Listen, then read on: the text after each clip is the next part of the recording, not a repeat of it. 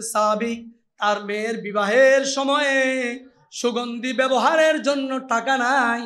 নবীজিকে যখন আবেদন করলেন, নবীজি বললেন আগামীকালকে অমুক সময়ে একটা শিশি নিয়ে এসো। আল্লাহর হাবিব সাল্লাল্লাহু আলাইহি ওয়াসাল্লাম পরের দিন ওই সাহাবী যখন শিশি নিয়ে আসলেন, ওই শিশির মধ্যে নবীজির হাত মোবারক থেকে এরকম টেনে টেনে টেনে টেনে কিছু ঘাম ওই শিশির মধ্যে ঢুকাইয়া দিয়ে বললেন, আমার শরীরের ঘাম মোবারক নিয়ে যাও, তোমার মেয়ের বিবাহেতে সুগন্ধি হিসাবে ব্যবহার করবে।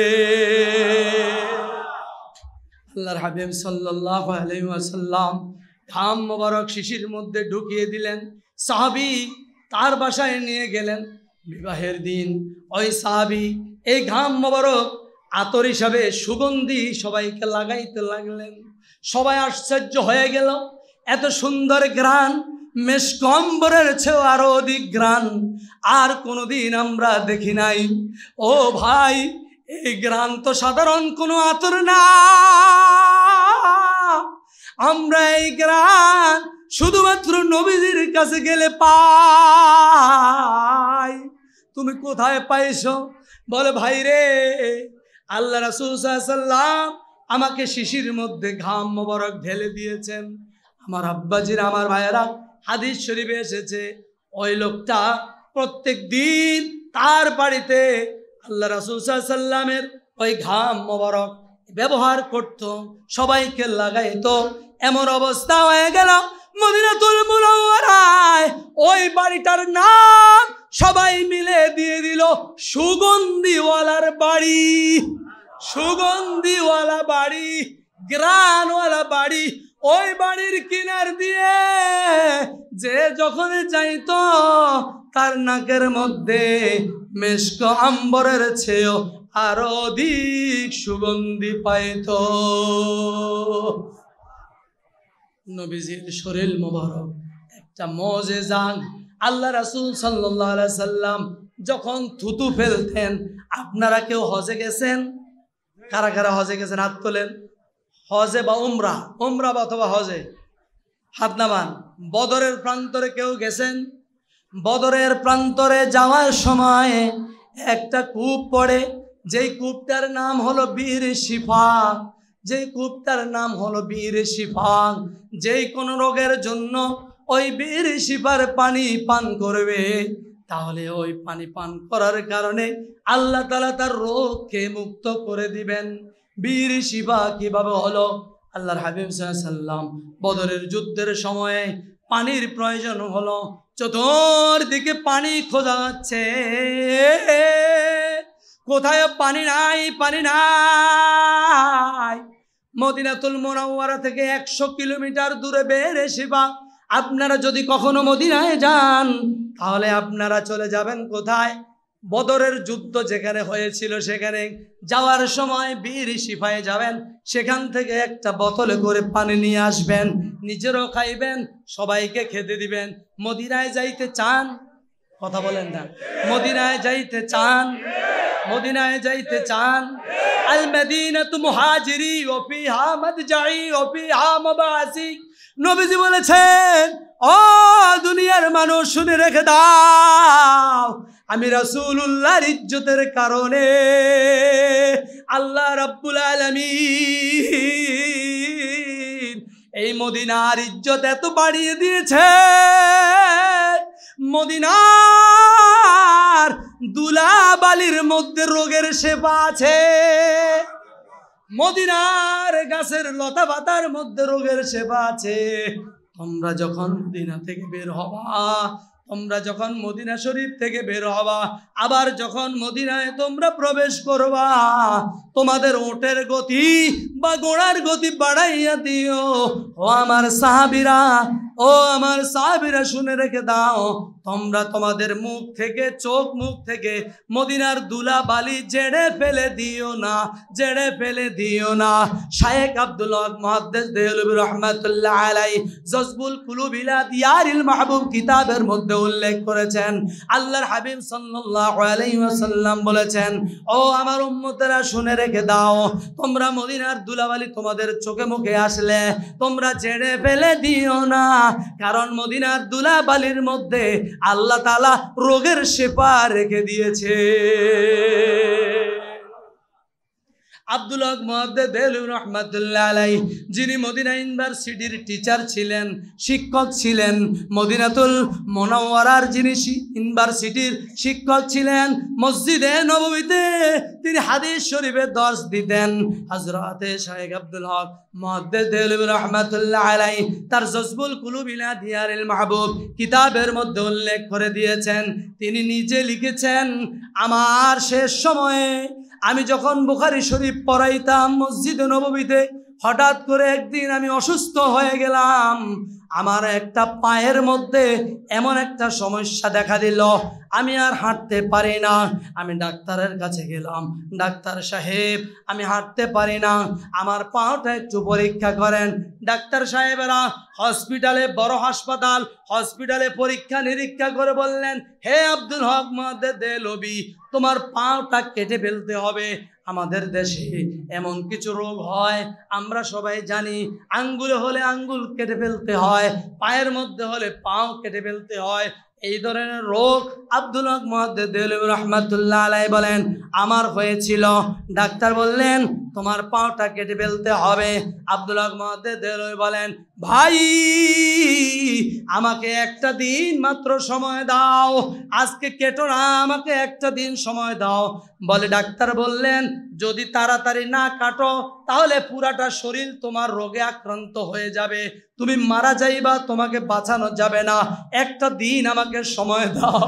শায়েখ আব্দুল হক মুহাদ্দিস দেহলভী রাহমাতুল্লাহ আলাইহি জজবুল কুলুব ইলা দিয়ারিল মাহবুব কিতাবের মধ্যে তিনি উল্লেখ করেছেন, তিনি হসপিটাল থেকে বাসায় চলে গেলেন গভীর রজনীতে, গভীর রাত্রে তিনি মসজিদে নববীর দিকে বাসা থেকে রওনা করলেন। সিধা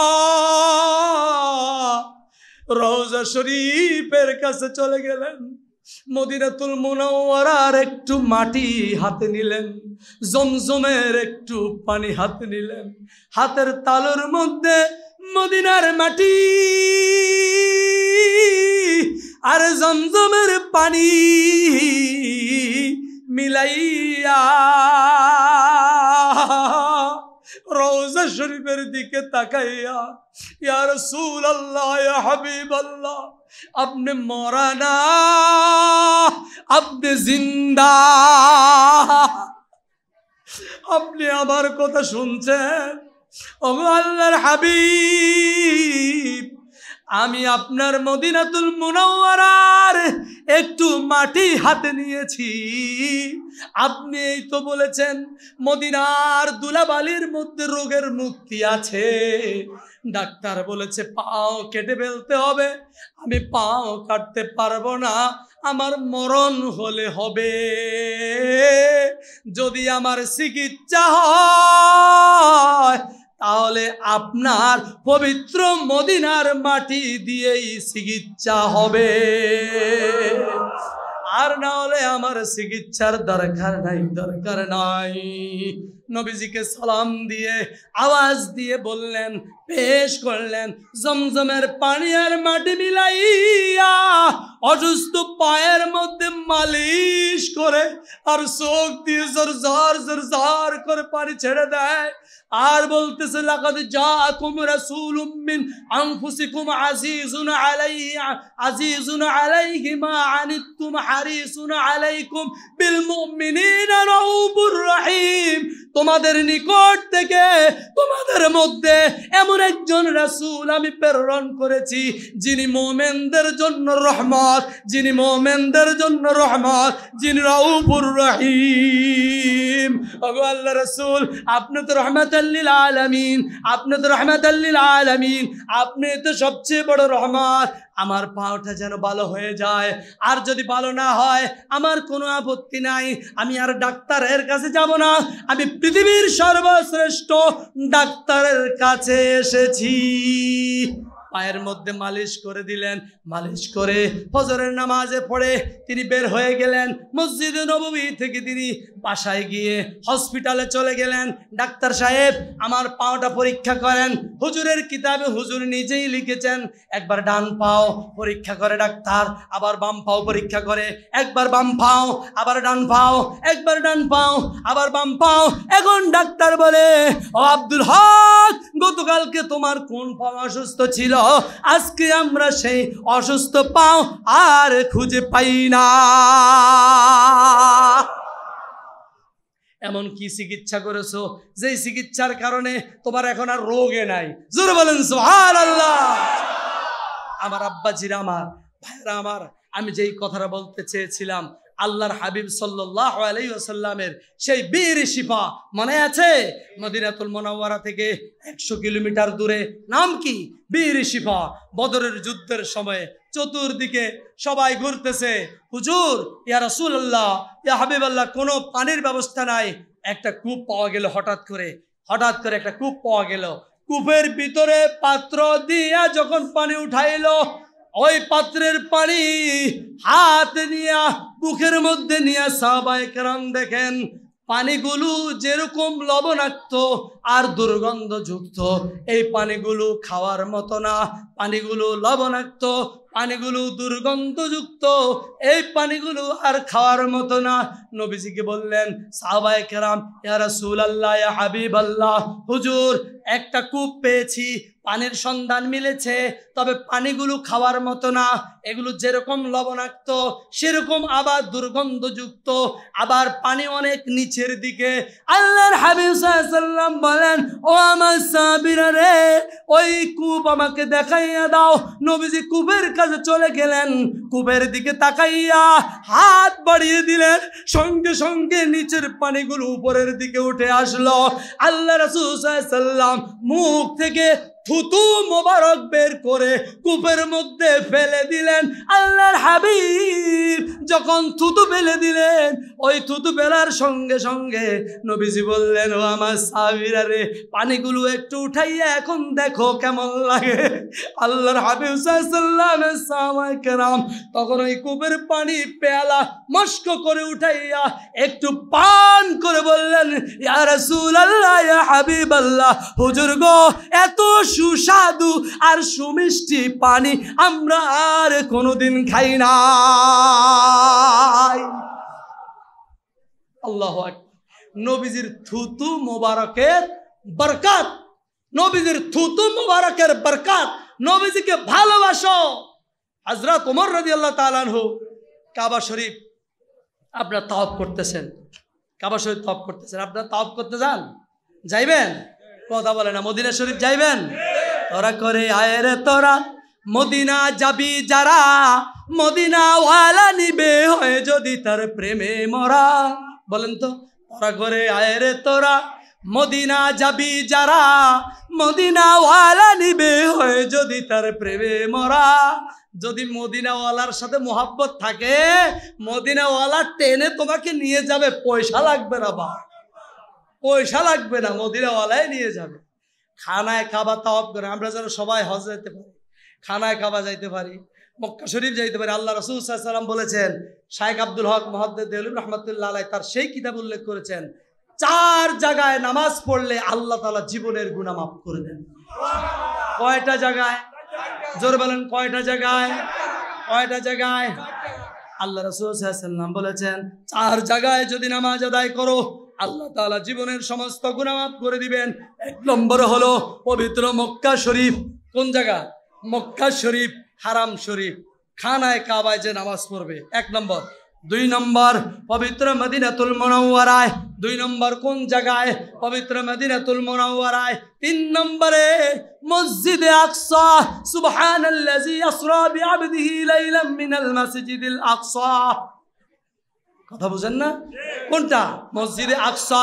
4 নম্বরে উসসিসা আলা তাকওয়া, মসজিদে কুবা। ইসলামের প্রথম মসজিদ মদিনাতুল মুনাওয়ারা থেকে 6 কিলোমিটার দূরে আল্লাহ রাসূল সাল্লাল্লাহু আলাইহি ওয়াসাল্লাম হিজরত করে যেখানে বিশ্রাম নিয়েছেন ওই জায়গার নাম হলো মসজিদে কুবা। মসজিদে কুবা, সেই কুবা 1 নম্বরে হলো মক্কা শরীফের মসজিদ। সবাই বলেন 1 নম্বরে কোন মসজিদ? মক্কা শরীফের মসজিদ। 2 নম্বরে কোন মসজিদ? মদিনা শরীফের মসজিদ। 3 নম্বরে কোন মসজিদ? মসজিদে আকসা। 4 নম্বরে কোন মসজিদ? মসজিদে কুবা। আল্লাহ রাসূল সাল্লাল্লাহু আলাইহি ওয়াসাল্লাম বলেছেন এই 4 মসজিদে যদি কেউ নামাজ আদায় করে আল্লাহ তাআলা তার জীবনের সমস্ত গুনাহ মাফ করে দেন। আমার আব্বাজির, আমার ভাইয়েরা, প্রথম নম্বর হলো খানায়ে কাবা। আপনাদের কি মন চায় না খানায়ে কাবা যাইতে? আল্লাহ তাআলা গো আমাদের সবাইকে হজ না নিয়া, উমরা না নিয়া, খানায়ে কাবা না দেখাইয়া, তোমার হাবিবে পাক সাল্লাল্লাহু আলাইহি ওয়াসাল্লামের রওজা শরীফ না দেখাইয়া আমাদের মরণ দিও না। আজকে এই মজলিসে যারা আছে, এই মজলিসে যারা তোমার রাসূলের সম্মান শুনছে, আল্লাহ তাআলা গো আমাদের সবাইকে, আমাদের এখানে আমরা যারা আছি, মালিক গো তোমার পবিত্র খানায়ে কাবার গিলাফ যেন চুমু দিতে পারি, তোমার খানায়ে কাবা যেন জড়ায় ধরতে পারি, তোমার হাবিবে পাকের রওজা শরীফ যেন চুমু দিতে পারি, মন খুইলা নবীজির রওজার সামনে যেন সালাম দিতে পারি। মালিক তুমি কবুল করে নাও। চিৎকার দিয়া বলেন আমিন। যেই কথা বলছিলাম, হযরত ওমর ফারুক রাদিয়াল্লাহু তাআলা আনহু তিনি খানায়ে কাবা তাওয়াফ করতেছেন। সকলে আমার সাথে বলেন লাব্বাইক আল্লাহুম্মা লাব্বাইক, লাব্বাইক লা শারীকা লাকা লাব্বাইক, ইন্নাল হামদা ওয়ান নি'মাতা লাকা ওয়াল মুলক লা শারীকা লাক। একটু জোরে বলা যায় না? আরো আগে কেন ঠিক করলা না? সবাই বলেন লাব্বাইক আল্লাহুম্মা লাব্বাইক, লাব্বাইক লা শারীকা লাকা লাব্বাইক, ইন্নাল হামদা ওয়ান নি'মাতা লাকা ওয়াল মুলক লা শারীকা লাক। হযরত ওমর রাদিয়াল্লাহু তাআলা আনহু খানায়ে কাবা তাওয়াফ করতেছেন। হাজারে আসওয়াদ থেকে আবার হাজারে আসওয়াদ 1 চক্কর, এরকম 7 বার চক্কর দিলে 1 তাওয়াফ। হাজারে আসওয়াদের সামনে যখন হযরত ওমর রাদিয়াল্লাহু তাআলা আনহু গেলেন, সবাই হাজারে আসওয়াদকে চুমা দেয়। ওমর রাদিয়াল্লাহু তাআলা আনহু থমকে দাঁড়াইলেন। ওমর রাদিয়াল্লাহু তাআলা আনহু হাজারে আসওয়াদের দিকে আঙ্গুল, সাদাত আঙ্গুল দিয়ে এইভাবে বললেন, ও হাজারে আসওয়াদ, আল্লাহর শপথ করে বলছি তুই হাজারে আসওয়াদের গায়ে আমি ওমর চুমা দিতাম না। শুধু কেন চুমা দি, আমার নবীজির ঠোঁট তোর গায়ে লেগেছে। আমার নবীজি তোকে চুমা দিয়েছে রে। ও হাজারে আসওয়াদ, আমি সেই জন্যই তোকে চুমা দিব, আমার নবীজির ঠোঁট মুবারকের ঘ্রাণ দেওয়ার জন্য। বুঝেন কিছু? নবীজির পুরাটা, নবীজির থুতু মোবারক মুজিজা। নবীজির থুতু মোবারকের কারণে হাত ভালো হয়ে গিয়েছে, হাত কেটে গিয়েছে, একেবারে দ্বিখণ্ডিত হয়ে গিয়েছে। নবীজি ধরে হাতের সাথে লাগিয়ে